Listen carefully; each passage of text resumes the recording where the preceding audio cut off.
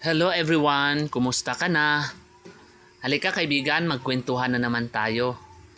Alam mo ba kung ano ang pinakamagandang desisyon na ginagawa ng isang tao araw-araw? Hindi ang kumita ng pera, hindi ang pagbili ng mga bagay, kundi ang patuloy na pagpili sa taong mahal niya. Kahit maraming pagsubok, ang taong iyon ay ang iyong asawa.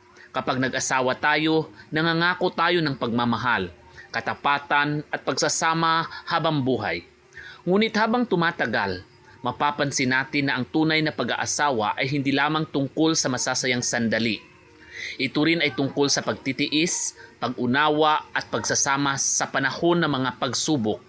May mga araw na puno ng saya at tawanan, ngunit mayroon ding mga araw na puno ng problema, pagod at hindi pagkakaintindihan.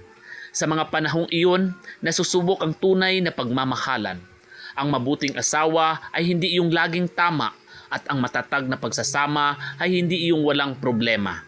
Ang tunay na matatag na pagsasama ay iyong marunong magpatawad, marunong umunawa at marunong manatili kahit mahirap na ang sitwasyon. Minsan dahil sa pagiging abala sa trabaho at mga responsibilidad, nakakalimutan nating pasalamatan ang ating asawa. Nakakalimutan nating sabihin kung gaano siya kahalaga sa ating buhay. Pero isipin mo ito, sino ang kasama mo sa pagbuo ng mga pangarap? Sino ang kasama mo sa mga gabing puno ng pag-aalala? Sino ang unang lumapit kapag may problema ka? Kadalasan, ang sagot ay ang iyong asawa. Kaya habang magkasama pa kayo, huwag mong hintayin dumating ang panahon na pagsisihan mo ang mga salitang hindi mo nasabi at pagmamahal na hindi mo naipakita. Sabihin mo sa kanya na mahal mo siya.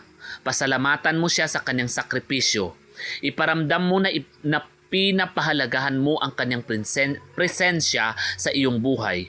Tandaan mo, ang tunay na pag-ibig ay hindi lamang nararamdaman. Ito ang ipinapakita sa maliit na bagay araw-araw. Sa pag-aalaga, sa paggalang, sa pag-unawa at sa pananatili sa tabi ng isa't isa. At sa huli, hindi ang dami ng pera o ari-arian ang magiging sukatan ng iyong masayang buhay, kundi ang taong nakasama mo sa bawat tagumpay at bawat pagsubok. Kaya alagaan mo ang iyong asawa. Mahalin mo ang iyong asawa. Mahalin mo siya habang may oras pa.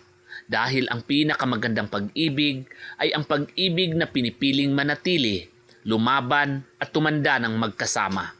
Salamat sa lahat ng asawang patuloy na nagmamahal, nagsasakripisyo at